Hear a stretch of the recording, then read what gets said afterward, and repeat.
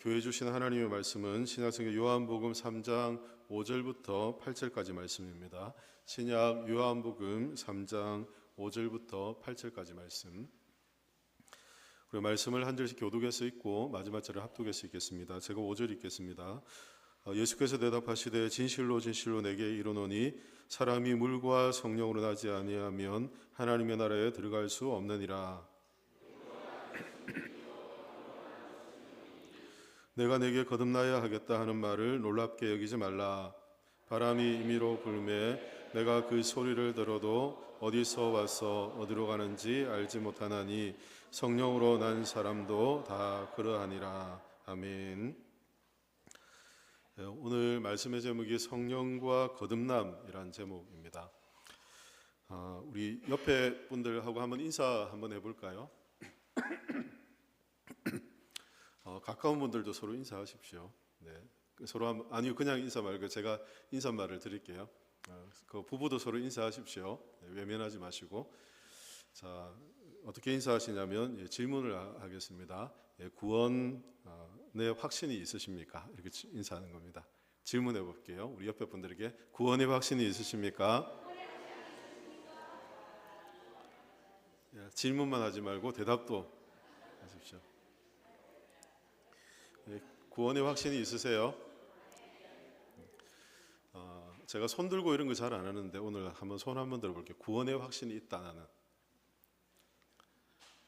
없는 사람 손 굳이 들 필요 없습니다. 또 이 분위기에 없는데 든 거 아니에요? 내리셔도 됩니다. 어떻게 알아요? 구원의 확신을? 오늘 우리 신앙의 기초 부분에 항상 다뤄야 될 아주 신앙의 무겁고 중요한 주제를 오늘 좀 다루려고 하거든요. 그래서 구원, 중생, 거듭남 이렇게 말씀을 함께 나눌 텐데 말씀을 좀 잘 따라와 주시면 좋겠습니다. 구원의 확신을 어떻게 여러분들 확신하세요? 내가 구원받았다는 걸 어떻게 확신하시죠? 다 확신이 있다고 하셨잖아요. 예수님이 내 죄를 위해 죽으신 것을 마음이 믿으니까. 예수님이 나의 죄를 위해 죽으신 게 확실히 믿어지세요? 내 죄 때문이라는 게 믿어지세요? 대답이 작으시네요. 내 죄 때문에, 여러분들의 죄 때문에 죽으셨다는 게 믿어지세요? 이게 굉장히 놀라운 은혜예요. 놀라운 은혜. 이게 믿어진다는 건 기적이에요, 기적.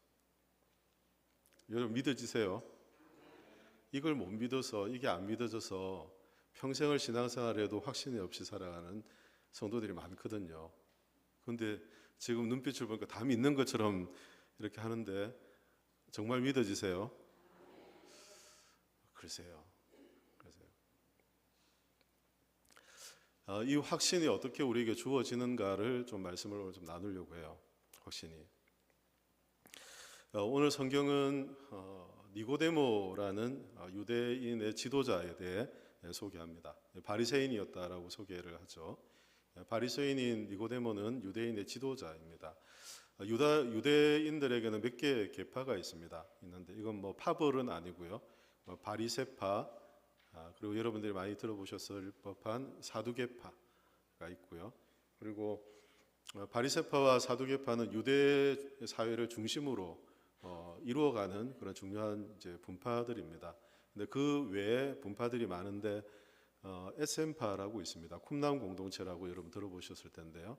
이제 세속을 떠나서 자신들만 모여서 신앙생활, 카타콤에서 같이 신앙생활하고 굴 안에서 생활하고 이런 신앙을 지켜가려고 하는 SM파가 있었고요. 또 열심당이 있었습니다. 열심당이 있었고 또 헤롯파가 있었고 이런 사람들, 헤롯의 유대의 왕이니까 헤롯을 지지하는 사람들이 헤롯파가 되겠죠. 여러 개 분파가 한 5개 정도 나눠지는데 가장 중심된 유대 사회를 지지하고 지탱하던 분파는 바리새파와 사두개파입니다. 바리새파는 말 그대로 하나님의 율법의 말씀을 잘 연구하고 말씀을 잘 지켜서 행하고 그 말씀을 보존하기를 굉장히 열심히 그런 사람들이 바리새파 사람들입니다. 오늘날 우리는 바리새인 같다 하면 형식적인 신앙생활이나 율법적 신앙생활을 하는 걸 이제 빗대어서 그렇게 이야기하지 않습니까? 근데 유대인들에게 바리새파적 신앙을 가지고 있다는 건 굉장히 탁월한 신앙의 열심을 가진 그런 사람들이었습니다. 그래서 바리새파 안에서 어떤 사람들이 나오냐면 랍비가 나오고요. 그리고 거기에서 또 나오는 사람들이 서기관들이 나옵니다. 이 랍비나 서기관들은 유대 공동체에서 말씀을 가르치는 권위 있는 자들이잖아요. 바리새파들에서 세워집니다. 그래서 바리새인들이 항상 자신들이 이야기를 하려고 할 때는 누구와 함께 이야기하냐면 서기관들과 함께. 왜냐하면 같은 출신이니까 이제 그 배경을 갖고 이야기를 하고, 예수님을 대적할 때도 항상 서기관들은 바리새인들과 함께 그렇게 예수님께 대적하고 뭐 이렇게 했던 게 소개가 되어 있죠. 또 하나는 사두개파인데요. 뭐 쉽게 사도계 후예라고 이렇게 연상하면 조금 쉬울 것 같아요. 제사장 사도계 후예들이 사두개파를 형성하는데, 이 사두개파는 유대인들에게는 당시에 신앙생활에 정말 중요하고 핵심적인 게 제사였잖아요. 성전 중심의 제사였기 때문에 성전에서 일어나는 모든 일을 다 관장하는 사람들이 이 사두개파입니다. 사두개파 안에서는 어떤 사람들이 나오냐면 제사장들이 나와요. 제사장들. 그래서 성전 안에 드려지는 제사를 집례하거나, 또 제사를 집례하지 않지만 처음에 좋은 의도로 시작되었던 동전을 바꾸는 일, 성전에서 사용하는 동전으로 성전 매매를 하게 한다든지, 처음엔 좋은 의도로 다 사용된 것이니까요. 그런 일을 주관하는 일.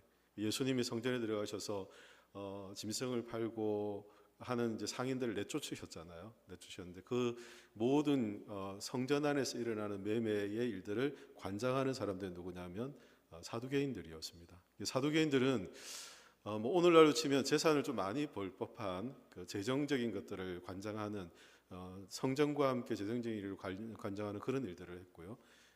바리새인들은 율법 중심의 삶을 어떻게 살아갈까, 학자들, 뭐 선비들, 엘리트들이 여기서 많이 나왔고요. 그리고 제사와 관련된 일들은 사두개파에서 이렇게 많이 나왔습니다. 그러니까 유대 사회를 이제 이렇게 세우고 있는 중심의 한 분파인 바리새파 중에서도 이 니고데모는 지도자라고 합니다. 상당한 영향력이 있고 말씀에 대한 식견이 있는 사람입니다. 모르는 사람이 아니에요.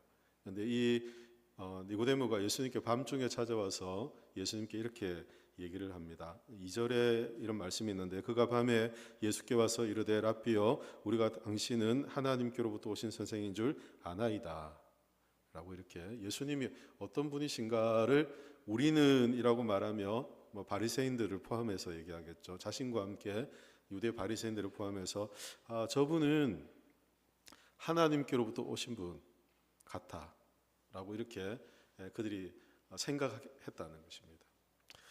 요한복음에 보면 예수님이 행하시는 기적을 표적이라고 일컫습니다. 단순한 기적이 아니라 표적이라고 일컫는 것은 예수님이 행하시는 이 기적들을 통해 항상 예수님께서 나타내고자 하는 게 있으셨기 때문에요. 단순한 물이 포도주가 되는 이 기적만을 의미하지 않고, 물이 포도주가 되게 하는 이 과정을 통해 하나님의 나타내시기를 원하는 게 있었다는 거죠. 그게 뭐냐면 예수님이 하늘로부터 오신 우리의 구원자, 하나님이 약속하신 메시아이구나라는 걸 끊임없이 나타내셨어요. 그걸 표적이라고 하는 거죠. 예수님이 행하시는 특별한 일들을 보면 저분은 하나님께로부터 오신 분이야, 하나님이 보내시지 않으면 결코 할 수 없는 일을 하는 분이야 라는 걸 예수님을 통해서 알게 된 거죠. 그걸 표적이라고 하거든요. 유대인들이 이걸 표적이라고 이해하게 된 것은 굉장히 쉬운 뭐 그들의 이해 때문에 그런 것 같아요. 유대인들의 역사를 보면 그 유대의 역사 중에 하나님이 행하신 많은 기적들이 있거든요. 많은 기적인데 그런 기적들을 지금 누가 행하고 계시냐면 예수님도 동일하게 행하시는 걸 보며 하나님이 하시는 일들을 행하는 저분은 하나님께로부터 온 분, 뭐 선지자로 이해하든 메시아로 이해하든 하나님께로 오신 분이다라고 예수님께 나와서 이런 고백을 합니다. 고백. 그랬더니 예수님이 이 니고데모의 마음에 있는 동기를 아셨어요. 예수님 교회 한밤중에 찾아와서 그도 유대인들 바리새인들 중에 지도자였던 니고데모가 예수님 교회 와서 아첨 같은 이런 표현으로 당신은 하나님께로부터 온 선생인 것 같습니다라고 말하는 그 마음의 동기가 뭔지를 예수님은 아셨죠. 그 마음의 동기를 아시고 3절에 이런 말씀을 하시는데요. 3절 우리 같이 읽겠습니다. 예수께서 대답하여 이르시되 진실로 진실로 내게 이르노니 사람이 거듭나지 아니하면 하나님 나라를 볼 수 없느니라. 아멘. 니고데모의 마음의 동기는 뭡니까? 마음의 동기는 이 거듭남, 하나님의 나라에 대한 관심이 있는 거죠. 하나님 나라를 어떻게 볼 수 있을까? 하나님 나라에 어떻게 들어갈 수 있을까? 천국을 어떻게 소유할 수 있을까에 대한 관심을 가진 거죠. 그 마음의 동기를 아시고 예수님은 천국을 보려면, 하나님 나라를 보려면 어떻게 해야 된다고요? 어떻게 해야 된다고요? 거듭나지 아니하면 거듭나야 한다라고 이렇게 말씀하죠. 거듭남이 뭡니까? 거듭남, 다시 태어나는 거. 그래서 다시 태어나는. 니고데모도 그렇게 이해를 했습니다. 그래서 그 다음 구절을 보면 사람이 어떻게 나이 들어 어머니 뱃속에 들어갔다 다시 태어날 수 있습니까? 라는 육적인 다시 태어남, 중생 거듭남을 이해를 하고 있는 니고데모에게 다시금 이 거듭남이 뭔지를 5절에서 우리 읽은 말씀에서 이렇게 표현하면 사람이 물과 성령으로 나지 아니면 하나님 나라에 들어갈 수 없다라고 말씀해요. 거듭남이 뭡니까? 그러면 물과 성령으로 나는 것을 이야기해요. 물과 성령으로. 여러분 구원의 확신이 있다고 하셨잖아요. 그죠? 구원의 확신이 있으면 하나님 나라가 우리에게 약속되었다는 걸 믿으시죠. 그리고 하나님 나라에 우리가 들어가게 된 소망을 가졌는데 이 하나님 나라에 들어가는 소망을 가진 자마다 무엇을 거쳐야 된다고요? 무엇을 거쳐야 됩니까? 거듭남을 거쳐야 되는데 이 거듭남은 무엇으로 되었다고요? 물과 성령으로. 여러분들은 물과 성령으로 거듭나셨습니까? 왜 대답이 작아요? 물과 성령으로 새롭게 여러분 태어나셨습니까? 여러분 진지하게 오늘은 크게 아멘 안 하셔도 돼요. 여러분 진지하게 여러분들 신앙을 오늘 점검해야 돼요. 점검. 나는 과연 물과 성령으로 거듭났는가? 내가 구원의 확신이 있다고 하나님 나라의 소망을 갖고 하나님의 자녀라 하지만 내가 정말 거듭남, 물과 성령으로 거듭나는 이 경험을 했는가라는 거예요. 그럼 물이 뭔지 성령이 뭔지를 이제 알아야 되겠잖아요. 물이 뭔가요? 물은 물이요, 성령은 성령이로다. 물이 뭐예요? 뭐 말씀으로 이해들을 하시는 분들이 많으신 것 같아요. 예전에 박주동 목사님이 그렇게 설교를 하셔서 제가 아니라고 중간에 몇 번 설교를 했는데 잘 안 들으시더라고요. 젊은 목사 네가 뭐 한다고 말씀이야 라고 이렇게 생각을 하시는 것 같아요. 물이 뭐예요? 물이 하는 게 뭐죠? 물이 하는 역할? 씻어내는. 요한복음에 보면 물이 몇 군데 나와요. 물이. 요한복음 2장에 예수님께서 포도주로 바꾸신 게 뭡니까? 물이죠. 정결케 하는 물이죠.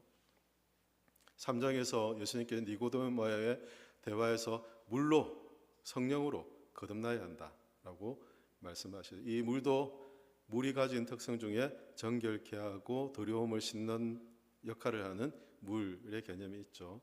7장에 가면 요한복음 7장에서 예수님께서 예수 그리스도 믿는 자들에게 그 배에서 생수의 강이 흘러 넘치겠다라고 말씀하며 생수에 대해서 말씀하시고 그 생수가 예수님이 우리에게 주신 성령이라고도 그렇게 말씀하십니다. 그러니까 연결되는 거죠. 물과 성령이 나누어져 있는 것처럼 보이는데 물이 곧 성령께서 하시는 중요한 사역 중에 하나를 이렇게 돋보이도록 하기 위해서 따로 구분한 거라는 거죠. 그래서 제자 훈련 받으신 분들은 제가 물과 성령은 중원적 표현입니다. 두 가지가 아니라 중언적 성령의 역사에 대한 표현인데, 이 성령의 역사가 성령이 우리 가운데서 역사하실 때 어떤 일을 하는지를 하나는 물로 하나는 성령으로 이렇게 구분해서 설명한 겁니다 라고 이렇게 말씀드렸어요. 물은 씻는 겁니다. 뭘 씻을까요? 우리의 죄를 씻는 거죠. 우리의 죄를 씻는 건 뭘로 하는 겁니까? 아니, 성령으로 한다니까요. 자꾸 성령이라고 했잖아요. 성령. 이거 귀에 딱 기억하세요. 성령. 그렇죠? 우리의 죄를 씻는 건 무엇으로 한다고요? 성령으로 하는 거죠. 성령의 역사 가운데 죄를 씻는 일들을 성령께서 하시는 거거든요. 그리고 또 하나는 뭐냐면 이 물이 우리의 죄를 씻고 이 깨끗하게 된 정결케 된 우리에게 성령을 통해서 하나님께서 무엇을 하시냐면 우리의 마음을 새롭게 하십니다. 죄로 오염되고 얼룩진 우리의 양심, 우리의 마음을 우리의 죄를 씻으면 성령께서 우리의 마음을 어떻게 한다고요? 양심을 깨끗하게 하시고 새로운 양심을 주시는 새 마음을 주신다라고 그렇게 해서 성경을 소개해요. 자, 우리가 이제 에스겔서 36장을 함께 봐야 여러분들이 좀 믿으실 것 같아요. 의심의 눈초리로 저를 자꾸 보시는데 에스겔 36장 말씀 25절부터 27절 말씀인데요. 우리 말씀을 한번 천천히 한번 읽어보겠습니다. 말씀 같이 읽겠습니다. 맑은 물은 너희에게 뿌려서 너희로 정결하게 하되 너희 모든 소와 모든 우상 숭배에서 너희를 정결하게 할 것이며 또 새 영을 너희 속에 두고 새 마음을 너희에게 주되 너희 육신에서 굳은 마음을 제거하고 부드러운 마음을 줄 것이며 또 내 영을 너희 속에 두어 너희로 내 율례를 행하게 하리니 너희가 내 규례를 지켜 행할지라. 아멘. 에스겔서 36장에 하나님께서 에스겔 선지자를 통해서 이스라엘 백성을 하나님 새롭게 하시고 하나님이 약속하신 메시아 이 구원자를 통해 어떤 일을 하실까를 말씀하시는 약속의 말씀이거든요. 약속의 말씀을 보면 25절에 보면 한번 보실래요? 제일 먼저 나오는 게 뭡니까? 뭐가 나온다고요? 물. 눈으로 확인하셨어요? 물 나오죠. 26절에 한번 볼까요? 26절에 보면 뭐가 나옵니까? 새 영. 27절도 한번 볼까요? 27절 내 영. 맑은 물을 뿌려서 너희로 정결하게 하되 너희 모든 더러운 것에서와 우상 숭배에서 너희를 정결하게 하리라. 하나님이 약속하신 성령이 우리에게 오면 이 성령이 가장 먼저 우리에게 하는 역할은 뭐냐면 우리의 더러움, 우리의 죄를 씻는 일을 하신다는 거예요. 죄를 깨끗하게 씻는 일을 성령께서 하시는 거예요. 사람이 물에 손을 씻고 그죠? 정결케 하는 물로 사람에 뿌려서 정결하게 하듯이 그저 물을 뿌려서 하는 그런 정결 의식 정도가 아니라 성령은 우리를 모든 더러움에서 새롭게 하는 은혜를 주신다는 거죠. 세례 요한의 세례에 대한 말씀을 제가 몇 년 전에 한번 들은 적이 있는데요. 사실 신약 성경에 세례는 처음 등장합니다. 그렇죠? 그것도 세례 요한이 세례를 해요. 저도 이 세례가 무슨 의미지? 한참을 연구했던 적이 있습니다. 예수님도 세례를 받으셨죠. 그런데 이 세례가 구약 성경에 보면 정결케 하는 예식 중에 보면 우슬초를 갖고 정결한 물을 뿌려서 하나님께 드려지는 것을 깨끗하고 정결하게 하는 의미로서 하나님 주신 게 있어요. 그런데 이걸 사람들에게까지 확대한 사람들이 누구냐면 앞에 제가 말씀드린 유대인들 중에 에셈파라는 분파가 있어요. 이 사람들 쿰남 공동체라고 하는데 저 동굴 같은데 신앙생활을 하며 세상을 떠나서 세속을 떠나서 그들이 신앙을 유지하려고 했던 근데 그렇게 신앙을 유지했던 그들 때문에 구약 성경이 잘 보존되기도 했어요. 오랜 시간이 지났는데도 구약 성경이 잘 보존되어서 그 성경을 뒤에 찾게 되는 그런 일들도 있었거든요. 그런데 이 에센파에 가입할 때 가입하는 의식으로 뭘 했냐면 세례라는 거예요. 세례. 물에 들어갔다가 나오는. 그러면 이 사람은 우리와 함께 동지, 우리 에센파다 라는 입회의 절차로서 그걸 했거든요. 근데 세례요한이 주님이 오심을 준비하게 하면서 그들에게 세례를 베풀고, 세례를 베풀 때 사람들이 했던 말이 뭡니까? 회개하고, 천국이 가까웠다, 회개하고 복음을 믿으라 라는 말씀들을 하잖아요. 회개, 어떤 회개입니까? 죄를 회개하는 것을 말하는 거죠. 죄를 회개. 자신의 죄를 회개하고 복음을 받아들일 준비들을 하도록. 그러니까 우리 안에 죄가 있으면, 들어옴이 있으면, 들어온 것이 있으면 깨끗한 걸 받아들일 수가 없잖아요. 복음을 받아들일 수가 없잖아요. 이 복음이 우리에게, 하나님의 영이신 성령이 우리에게 오기 위해서는 우리 안에 무엇이 먼저 처리가 되어야 합니까? 우리의 더러움이 해결되어야 되는 거죠. 그걸 성경은 죄라고 하는 것입니다. 죄. 구원의 확신이 있고 천국에 대한 소망이 있는 사람들에게는 반드시 거쳐가야 되는 게 있는데, 그게 뭐냐면 우리의 더러움을 씻어내는, 죄를 깨끗이 하는 이 일들이 일어나야 되는 거죠. 우리가 예수님이 십자가에서 이 세상의 모든 죄를 대신해 죽으시고, 예수님의 십자가의 능력이 나의 모든 죄를 사하신다는 믿음을 가지고 하나님 앞에서 나의 죄를 철저하게 자복하는 일들이 예수 믿는 사람들에게 일어나요. 질문을 한번 해볼게요. 저도 하도 과거의 일이어서, 여러분 예수님 믿으실 때 이런 죄에 대한 이런 자각들, 각성들이 있으셨나요? 각성. 요즘에 각성 이런 표현들 많이 쓰는데요. 각성. 여러분 예수님 믿고 각성하셨어요? 그런 경험이 있으세요? 있으세요? 네. 대답들이 이렇게 심각해지면 안 되는데 자꾸 심각해지세요.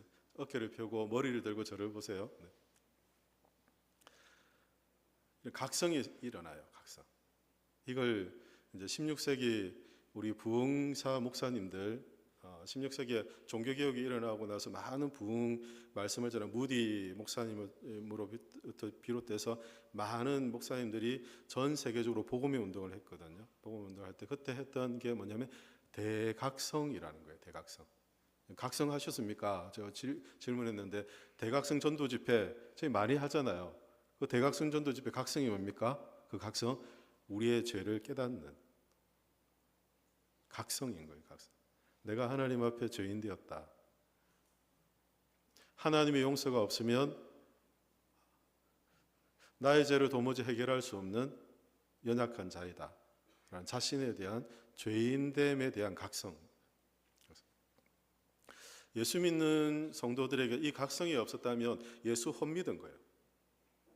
여러분들의 믿음이 내가 열심히 믿음 생활한다고 하고 성경책 들고 교회 가서 기도도 뜨겁게 하고 찬송도 열심히 하고 예배 생활했지만, 이 죄에 대한 각성으로부터 우리의 죄를 깨끗게 하는 이 죄를 씻어내는, 물로 더러움을 씻듯이 성령께서 우리의 죄를 깨끗이 씻으시는 이 역사를 경험하지 못했다면 우리의 신앙생활이 아무런 의미가 없는 게 된다는 거예요. 사상 누각이에요.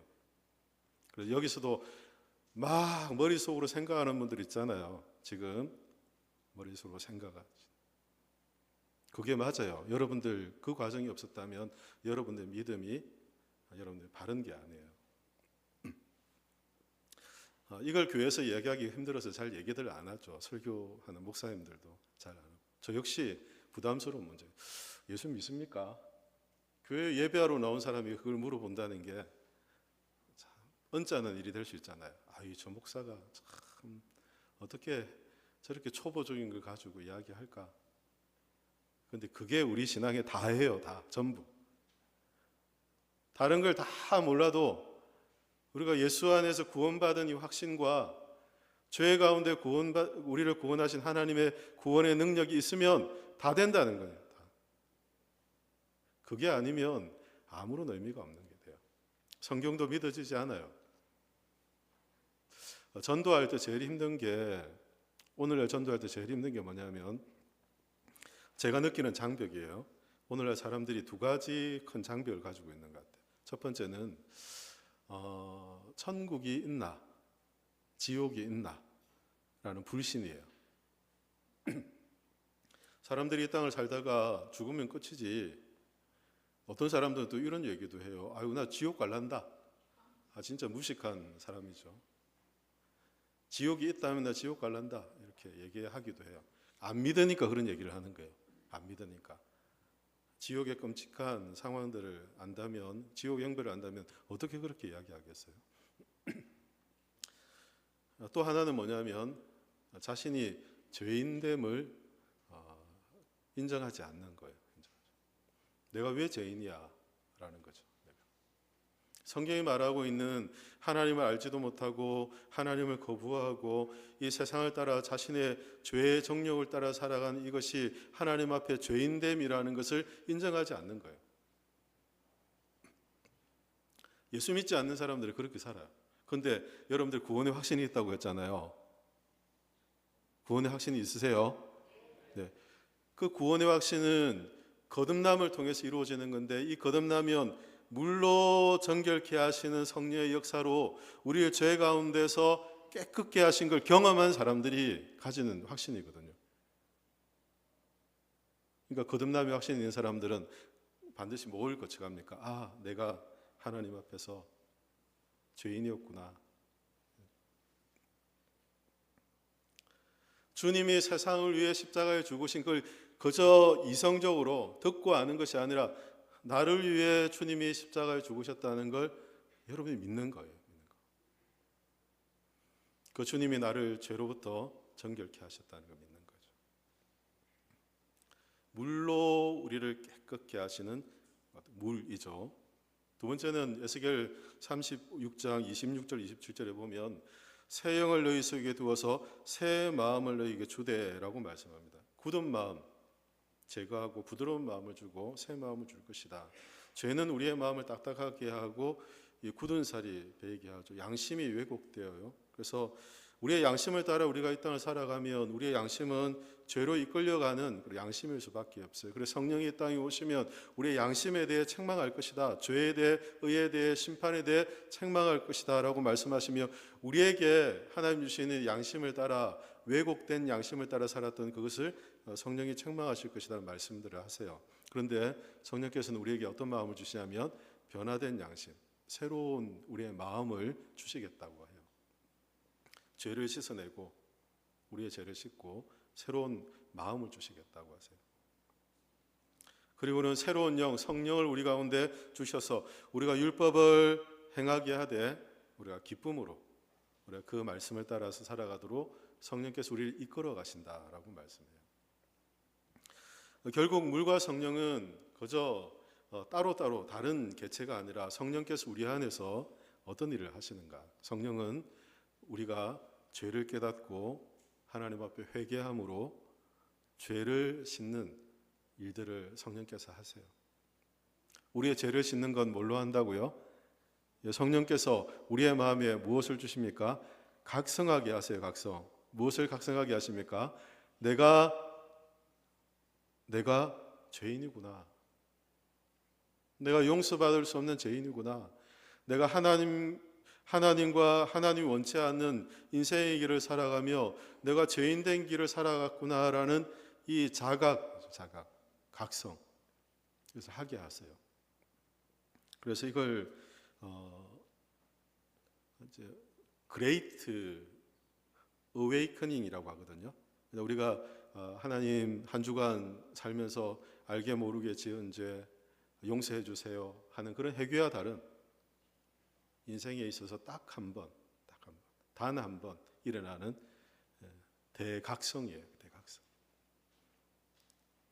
우리의 인생에서 한 번 지나가지 않으면 안 되는, 예수 믿는 성도라면 지나가지 않으면 안 되는 회개라는 거예요. 회개. 몸을 씻어낸 거죠. 목욕하는 자. 그 뒤에 발을 씻는 게 의미가 있지. 목욕하지 않고 발을 열심히 씻으면 뭐예요?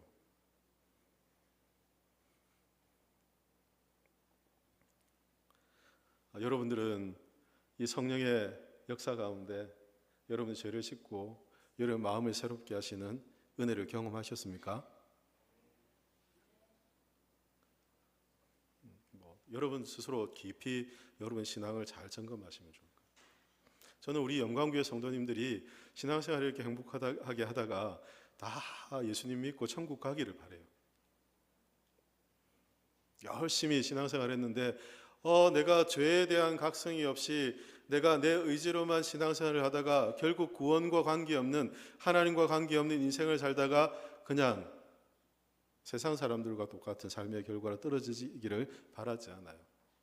혹시 아직도 이런 구원의 확신이나 마음에 중생의 확신이 없는 분들은 그래서 기도해야 되겠죠. 하나님, 성경이 말씀하는 말씀대로 저에게 이 죄에 대한 자각, 이렇게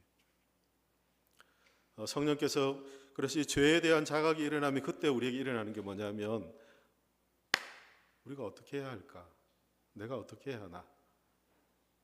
라는 마음들이 일어나요. 그걸 우리는 회개라고 해요. 회개. 사도행전 2장 37절 38절인데요. 사도행전 2장 37절 38절 같이 읽겠습니다.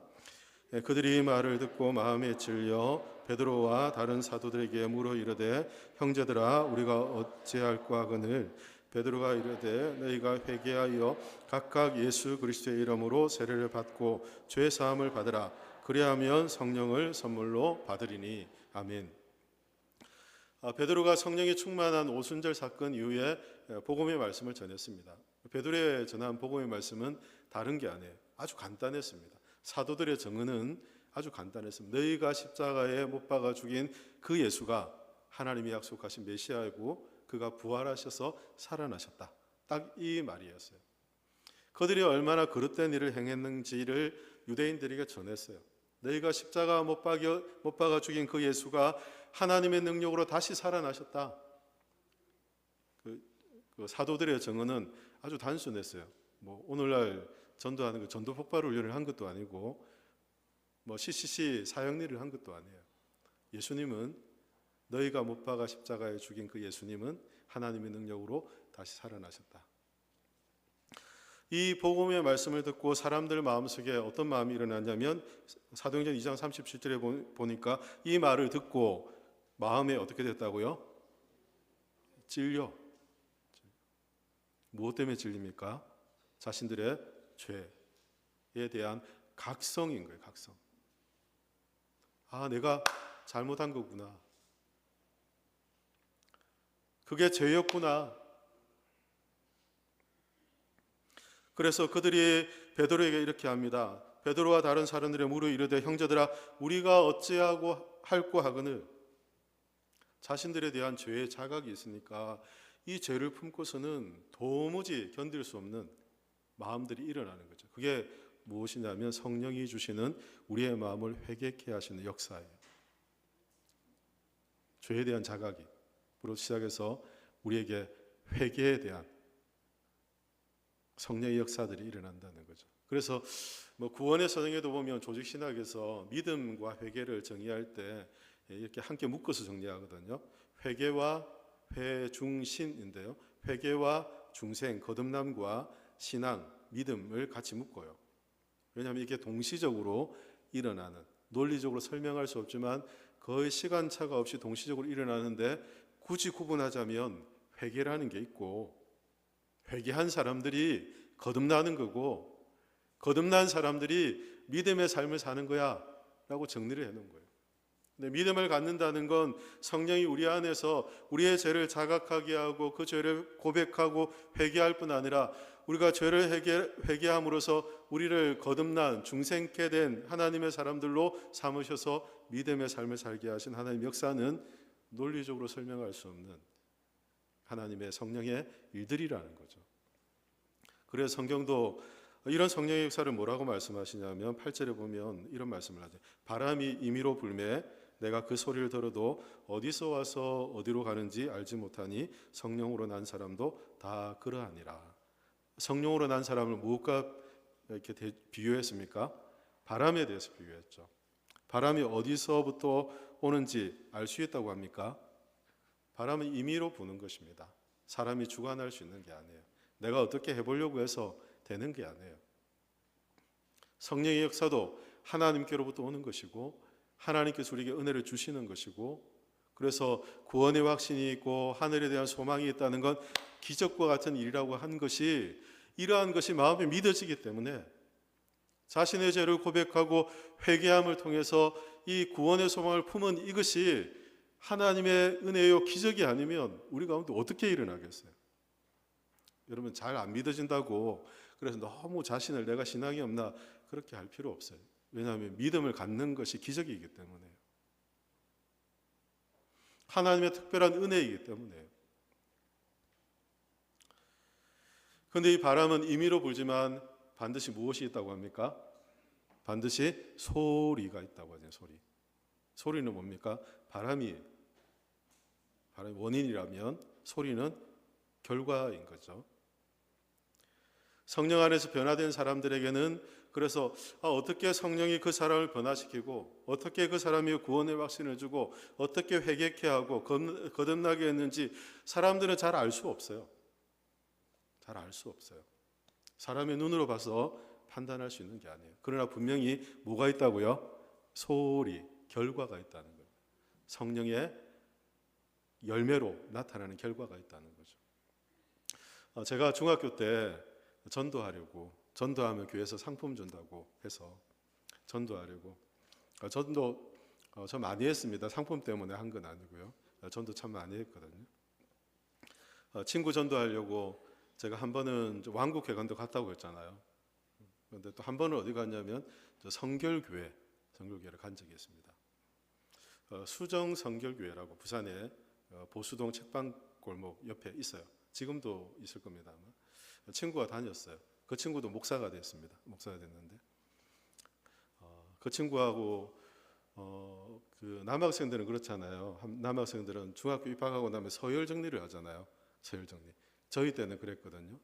서열 정리하면 이 서열 정리가 성적으로 하면 좋은데 성적으로 하지 않고 주목 따짐으로 서열 정리를 해요. 그래서 얘가 나보다 좀 센가 아닌가.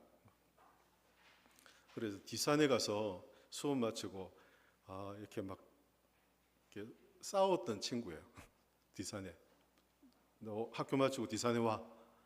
그래서 뒷산에 가가지고 막 머리 그 친구가 목사가 돼서 신학교 와 있는 게 제가 깜짝 놀랐어요. 근데 그 친구를 전도하려고 저희 교회로 인도하려고 그 수정 성결교회를 갔어요. 제가 조건으로 우리 교회 한번 오면 나도 한번 갈 테니까 너 먼저 오라 해서 우리 교회를 데려왔거든요. 그래서 전도 주일에 친구 데리고 와서 이제 그렇게 전도 주일을 했어요. 안 믿는 사람을 전도해야 되는데 그때 제 생각에는 교회에서 목사님이 자꾸 전도하라고 하시지 한 영혼을 구해야 된다고 하지 뭐 그러니까 누구라고 데려가야 되니까 친구 데리고 이제 왔어요. 그때 뭐 보면 그 나름대로 그 영향력 있는 목사님들 뭐 또 윤현주 씨 뭐 그때만 하더라도 그 연예인들도 초대하고 뭐 그런 것들을 하거든요. 그래서 좋은 기회다 싶어서 이제 친구를 초대하고 제가 또 갈 차례가 돼서 갔어요. 갔는데 한 12명이 저를 둘러서더니 저를 무릎 꿇고 앉으래요. 그 전도사님하고. 그래서 무릎 꿇고 앉았더니 제 몸에 손을 얹고 막 기도를 하는 거예요. 기도를 하는데 뭘 위해서 기도했냐면 이 불쌍한 영혼이 방언받게 해주십시오라고 기도했어요. 저는 고신적 교회를 출석했거든요. 고신적 교회에서는 방언 못하게 해요. 방언 못하게 하고 방언 같은 거 뭐 이렇게 예배당에서 개인적으로는 하되 예배당에서 하고 하면 막 장로님들이 야단치고 목사님들이 야단치고 하던 그런 정세에서 신앙생활을 했는데 방언을 위해서 막 기도하는데 제가 막 놀래가지고 이단의 집단에 온 거 아닌가? 제 어릴 때 생각에 그때 중학생이었으니까 그렇게 생각했어요. 근데 그렇게 하면 다 방언 받고 성령 받는다고 하더라고요. 근데 저는 못 받았어요. 그때 말하는 겁니다. 그때 중학교 때 마음에 의심이 있었겠죠. 이거 뭐야 이거 지금 오라고 해놓고 내가 잘못 걸렸다.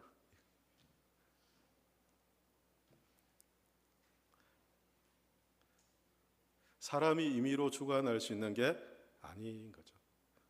하나님이 하시는 일들이고 하나님이 주권적으로 하시는 일들이 성령의 역사입니다. 그래서 사람들은 임의로 주관하는 것처럼 인위적이고 또 사람들이 만들어낸 학습된 방식으로 내가 성령 받았다고 생각하는 경우들 많다고 했잖아요. 속고 있는 거예요, 속고. 하나님 성령이 우리에게 역사하시고 성령의 은혜를 주시면 바람이 임의로 불 때 우리에게 그 소리가 있는 것처럼 성령의 역사가 우리 안에 있는 것을 우리가 정확하게 알아요. 분명히 아는 거죠.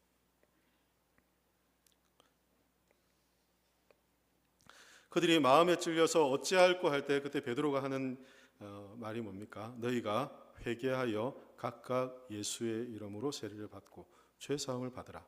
그러면 성령을 선물로 받으리니 라고 말씀합니다. 회개를 말씀하고 있어요. 죄에 대한 인식이 각성이 생기면 뭘 해야 됩니까? 회개하는 거죠. 그 죄에 대한 회개를 하는 거죠. 근데 죄에 대한 각성이 일어나는 게 은혜예요. 은혜. 내가 죄인이라는 걸 알고 믿어지는 게 우리 이성으로 할 수 있는 게 아니에요. 지금도 나가보세요. 믿지 않는 사람들에게 당신 하나님의 구원이 아니면 죽을 죄인, 죽을 길을 가는 죄인입니다라고 하면 싸우자고 덤비는 거라고 하지 않겠습니까? 은혜가 아니면 믿을 수 없는, 은혜가 아니면 주어지지 않는 것이 하나님이 우리에게 주시는 죄에 대한 인식과 각성이에요. 여러분 시편 51편에 보면 회개가 어떤 건지를 가장 잘 우리에게 소개하는 말씀이 있어요. 다윗이 우리아의 아내이죠. 바세바를 범하고 우리아까지 죽이고 자신의 죄를 은폐하며 1년의 시간을 보냈어요. 아무도 모르는 줄 알았죠. 나단 선지자를 통해서 하나님께서 다윗의 죄를 고발하시자 다윗이 그때 하나님 앞에 자신의 죄를 고백합니다. 죄를 몰랐던 거 아니에요. 죄를 은폐하고 숨기고 가리면 가려질 줄 알았거든요. 그 죄를 선지자로부터 지적받자 그가 자신의 죄를 고백하기 시작하는데 그 고백과 함께 주어지는 것은 하나님께로부터 오는 이 구원의 기쁨, 성령의 은혜, 하나님이신 자원하는 마음, 이것을 하나님께서 다윗에게 다시금 부어주신 은혜를 다윗이 경험하게 됩니다. 범죄하기 전에는, 죄를 품기 전에는 구원의 기쁨이 있었어요. 하나님께서 나를 왕으로 세우셨고 하나님이신 구원의 감격이 있었죠. 자원하는 마음이 있었습니다.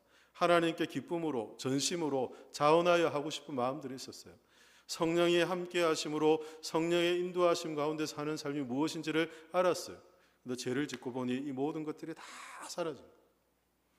그 1년의 시간이 다윗에게 얼마나 끔찍하고 힘든 시간이었는지를 시편 51편의 말씀을 자세하게 소개하죠. 자신의 죄를 지적받았을 때 죄를 깨닫고 그것이 죄인 줄 알고 하나님 앞에 고백하며 하나님 다시금 구원의 확신을 주십시오. 구원의 기쁨을 주십시오. 자원하는 마음을 주십시오. 성령의 임재하시는 은혜를 주십시오. 라고 다윗이 하나님께 기도하는 다윗의 기도 시편을 우리가 보게 되죠. 그렇습니다. 우리가 죄에 대한 각성이 되면, 각성하면 대각성이 일어나면 우리가 하나님 앞에 회개할 수밖에 없다는 거죠. 자, 그러면 다시 질문해 볼게요. 여러분들은 하나님 앞에 자신의 죄를 회개한 이 대각성의 역사를 경험한 적 있으세요?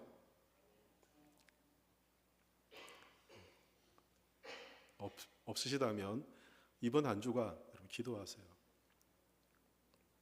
지금이라도 늦지 않아요. 지금이라도.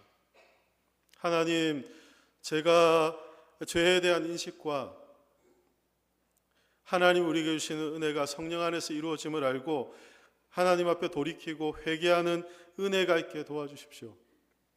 지금이라도 늦지 않아요. 이게 아니면 여러분 열심히 하는 거 있잖아요. 다 의미 없는 것이 될 수 있어요. 교회 오가도 아무런 의미가 없는 게 됩니다. 예수 믿지 않는 사람들이 예배드려서 뭐해요? 예수 믿지 않는 사람들이 예배드려서, 예배는 본질적으로 예수 믿는 사람들이 하나님께 드리는 거잖아요. 예수 믿지 않는 사람은 다 내보내야 되는 거죠. 내보내. 예수 믿지 않는 사람도 앉아서 구경하는 겁니까? 이스라엘이 하나님께 제사할 때 하나님의 백성들이 하나님께 제사한 거잖아요. 믿는 사람들이 한 거거든요. 예배는 그런 거거든요. 우리에게 이 믿음과 구원의 확신, 죄로부터 돌이키는 하나님의 성령의 은혜. 그래서 우리의 모든 더러움을 깨끗게 하시고 우리를 죄 가운데 구원하시는 하나님의 구원의 은혜가 있음을 알고 회개하여 돌이키는. 그래서 우리의 마음을 성경은 새롭게 하신다라고 말씀하죠. 육신의 모든 굳은 마음들, 굳은 것들을 다 제거하시고 부드러운 마음을 주실 뿐 아니라 우리 안에 성령이 임하시고 그 성령으로 우리가 하나님의 말씀을 따라 순종하는 삶을 살도록 우리 안에 성령께서 역사하실 것이다라고 약속해 주고 있습니다. 저는 우리 영광교회 모든 성도님들이 이 거듭남, 이 중생의 확신 다 누리고 살기를 예수님의 이름으로 축복합니다. 우리의 이 확신이 없다면 이 한 주도 여러분들 기도하십시오. 하나님, 우리가 우리 자신을 하나님 앞에 바르게 볼 수 있도록 하나님 도와주십시오. 기도하고 이 구원의 확신이 여러분 가운데 충만하기를 예수님의 이름으로 축복합니다. 이제 기도하겠습니다. 살아계신 하나님, 은혜를 감사합니다. 오늘 저희를 하나님을 예배하는 자들로 불러주시고 또 감사함으로 또 하나님을 예배하며 말씀 가운데 거할 수 있게 하나님 은혜 주심을 감사합니다. 물과 성령으로 거듭나지 아니하고서는 우리가 결코 하나님 나라를 볼 수도 들어갈 수도 없음을 말씀하시는 말씀 앞에 우리 자신의 믿음, 우리 자신의 어떠함을 다시금 비추어 봅니다. 성령께서 우리를 새롭게 하시고 우리가 성령 안에서 하나님께 돌이키며 하나님의 자녀로서의 권세를 누리고 살아가는 복된 인생 되도록 하나님 은혜를 주시옵소서. 감사드리며